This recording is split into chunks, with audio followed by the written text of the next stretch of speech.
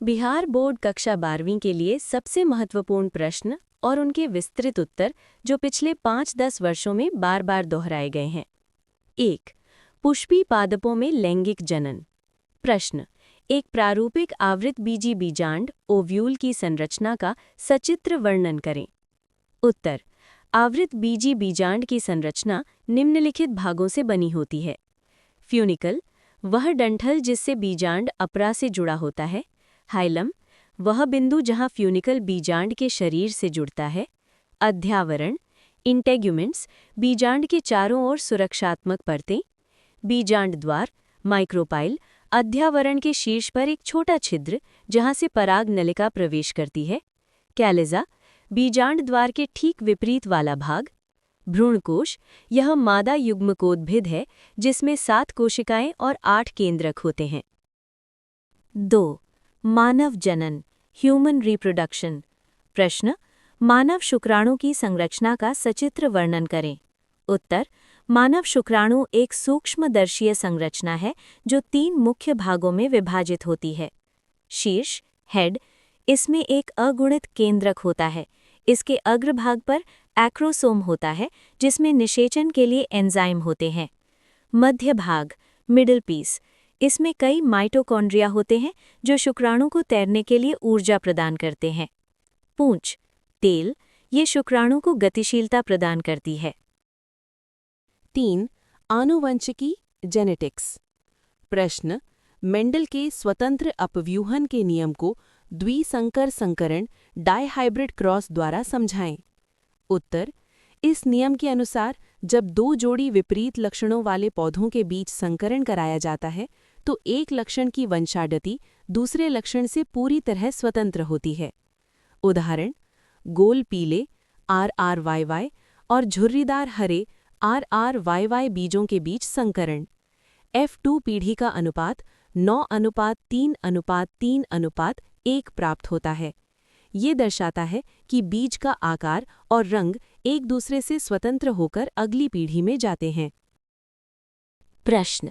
DNA की संरचना के वॉटसन एवं क्रिक मॉडल की मुख्य विशेषताओं का उल्लेख करें। उत्तर। 1. डीएनए 2 पॉलीन्यूक्लियोटाइड श्रृंखलाओं का बना होता है जिनका आधार शर्करा फॉस्फेट होता है। 2. दोनों श्रृंखलाएं प्रति समानांतर 5 प्राइम टू 3 प्राइम और 3 प्राइम टू 5 प्राइम होती हैं। 3. क्षार युग्म हाइड्रोजन बंधों द्वारा जुड़े होते हैं। A=T और G=C होता है। 4. डीएनए का एक घुमाव 3.4 nm लंबा होता है और इसमें 10 क्षार युग्म होते हैं। 5. मानव स्वास्थ्य एवं रोग। प्रश्न। एड्स के कारण, लक्षण और रोकथाम के उपायों का वर्णन करें। उत्तर। कारण। ये HIV यानी ह्यूमन इम्यूनो डेफिशिएंसी वायरस के कारण होता है। ये असुरक्षित यौन संबंध, संक्रमित सुई या संक्रमित रक्त चढ़ाने से फैलता है। लक्षण। शरीर की प्रतिरक्षा प्रणाली का कमजोर होना, बार बार बुखार आना, वजन कम होना। रोकथाम।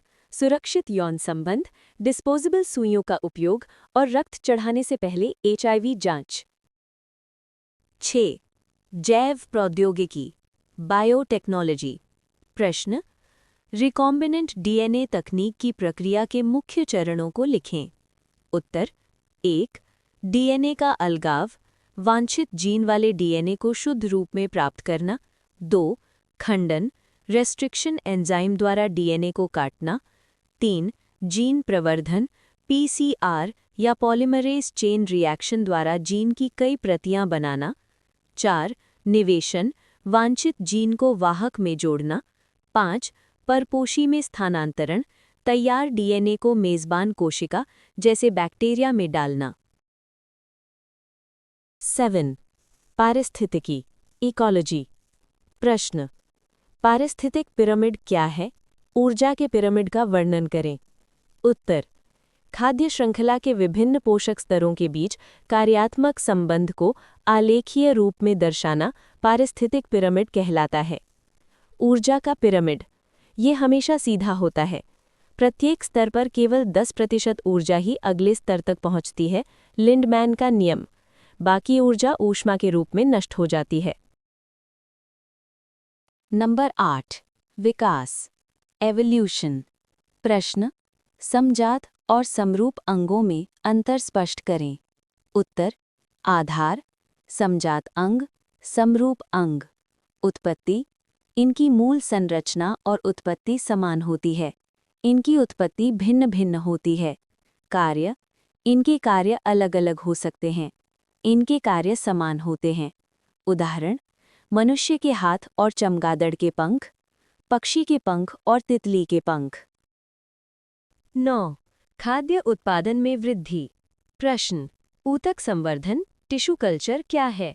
इसके लाभ लिखें। उत्तर: किसी पौधे की कोशिका या ऊतक से प्रयोगशाला में कृत्रिम माध्यम पर नया पौधा उगाने की प्रक्रिया ऊतक संवर्धन कहलाती है। लाभ: 1. कम समय में हजारों पौधे तैयार करना। 2. रोग मुक्त पौधे प्राप्त करना। 3. उन पौधों को उगाना जिनमें बीज नहीं बनते। 10. सूक्ष्म जीव। प्रश्न: वाहित मल उपचार में सूक्ष्म जीवों की भूमिका स्पष्ट करें। उत्तर: वाहित मल उपचार 2 चरणों में होता है। प्राथमिक उपचार: भौतिक रूप से कचरे को छानना। द्वितीयक उपचार: जैविक। इसमें वायवीय जीवाणु कार्बनिक पदार्थों का पाचन करते हैं, जिससे जल का बीओडी कम हो जाता है। इसके बाद एनेरोबिक बैक्टीरिया स्लज का पाचन करते हैं और बायोगैस बनाते हैं।